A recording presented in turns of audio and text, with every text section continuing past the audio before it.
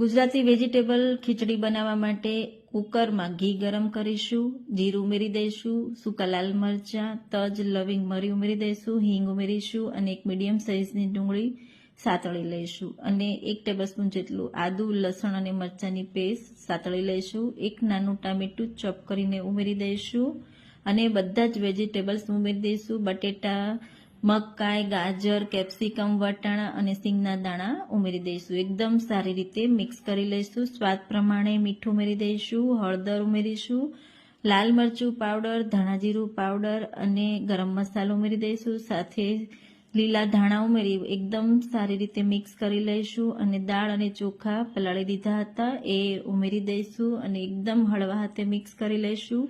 અહીંયા 2 ગ્લાસ જેટલું પાણી ઉમેરીશું અને મિક્સ કરી લેવાનું. ઢાંકીને 3 વિસલ કરી લઈશું. ઉપરથી ઘી ઉમેરી સર્વ કરો.